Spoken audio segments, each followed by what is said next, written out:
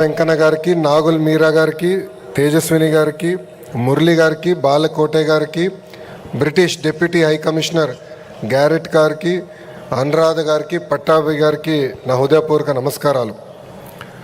రాష్ట్ర ప్రజలందరికీ దసరా శుభాకాంక్షలు. భక్తులు కోరిన అన్ని కోరికలు తీర్చే తల్లి దుర్గమ్మ. కొండ మీద దుర్గమ్మ, కొండ కింద కృష్ణమ్మ ఉన్న పుణ్యభూమి ఉమ్మడి కృష్ణా జిల్లా. విజయవాడ పేరులోనే విజయం ఉంది. దుర్గమ్మ తలుచుకుని ఏ పని ప్రారంభించినా అది సక్సెస్ అవుతుంది. వెంకయ్య నాయుడు గారిని చూసి పెరిగిన వాడిని. అంటే ఒక పట్టుదల, ఒక కమిట్మెంట్ ఉంటే ఏమన్నా సాధించచ్చన్న నిజ స్వరూపం గౌరవనీయులు వెంకయ్య నాయుడు గారు. ఆంధ్ర యూనివర్సిటీలో స్టూడెంట్ లీడర్గా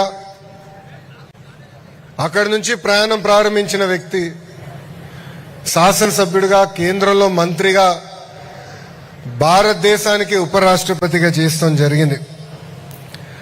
తెలుగు భాష కాపాడడానికి అహర్నిశలు పోరాడిన వ్యక్తి వెంకయ్య నాయుడు గారు. ఆయన పోరాటం వల్లనే ఈరోజు ఆంధ్ర రాష్ట్రంలో గవర్నమెంట్ ఆర్డర్స్ అన్ని కూడా తెలుగు భాషలో ఇస్తాం జరుగుతుంది. నాయుడు గారు ఒక పని అనుకుంటే అది అయ్యే వరకు ఆయన వదిలిపెట్టారు.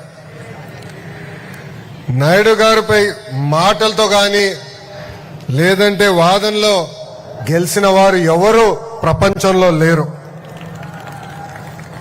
మేము ఎవరు మాట్లాడినా 10 నిమిషాల తర్వాత బోర్ అనిపిస్తుంది.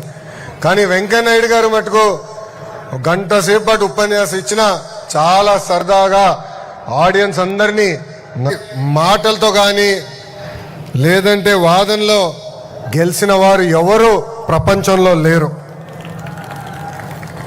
మేము ఎవరు మాట్లాడినా 10 నిమిషాల తర్వాత బోర్ అనిపిస్తుంది. కానీ వెంకయ్య నాయుడు గారు మటుకు గంట సేపు పాటు ఉపన్యాసం ఇచ్చినా చాలా సరదాగా ఆడియన్స్ అందరినీ నవ్విస్తూనే ఉంటారు. ఆయన వాస్తవంగా ఆయన ఏజ్ ఒక నంబర్ మాత్రమే. ఆయన స్పీడ్ చూసి ఈరోజు కూడా నేను అసూయపడుతున్నా. ఎప్పుడు ఆయన చూసినా పని పని పని తప్ప వేరే ఆలోచనలో వెంకయ్య నాయుడు గారికి ఉండదు. నేను చాలా సందర్భాల్లో చెప్పా, గౌరవ ముఖ్యమంత్రి గారితో స్పీడ్లో పోటీ పడాలనుకుంటున్నా, ఇప్పటికీ నా వల్ల అవట్లేదని. అదే పరిస్థితి ఇప్పుడు గౌరవ వెంకయ్య నాయుడు గారితో కూడా ఉంది. స్వర్ణ భారతి ట్రస్ట్ ద్వారా వైద్యం, విద్య, స్కిల్ డెవలప్మెంట్ పెద్ద ఎత్తున ఆయన ప్రోత్సహిస్తున్నారు. వాజ్పేయి గారు కానివ్వండి, అద్వానీ గారు కానివ్వండి, మోడీ గారితో కూడా పనిచేసిన గొప్ప నాయకుడు గౌరవనీయులు వెంకయ్య నాయుడు గారు. ఈరోజు సొసైటీ ఫర్ వైబ్రెంట్ విజయవాడ ఆధ్వర్యంలో విజయవాడ ఉత్సవాలు మనం నిర్వహించుకుంటాం జరుగుతుంది. మన సంస్కృతి, చరిత్ర, కళలు అదేవిధంగా ఈ తరానికి తెలియజేసేదానికి అహర్నిశలు ఈ ఉత్సవం పనిచేస్తుంది. రాష్ట్ర దేశ వ్యాప్తంగా ఉన్న కళాకారుల్ని, వాళ్ళ కళల్ని ఇక్కడ ప్రదర్శించేదానికి ఒక అద్భుతమైన అవకాశం, ప్లాట్ఫామ్ ఈ ఉత్సవం.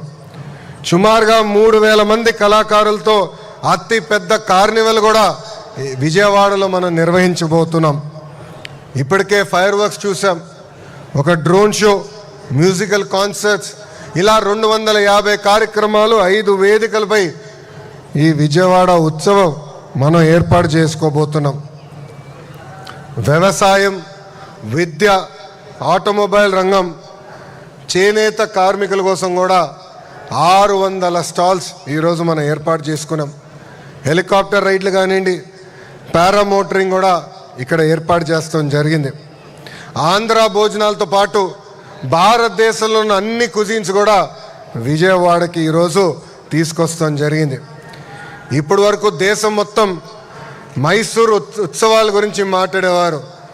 ఇప్పుడు ఆ చరిత్ర విజయవాడ ప్రజలు విజయవాడ ఉత్సవాల ద్వారా తీర్చిదిద్దాలని కోరుతున్నా.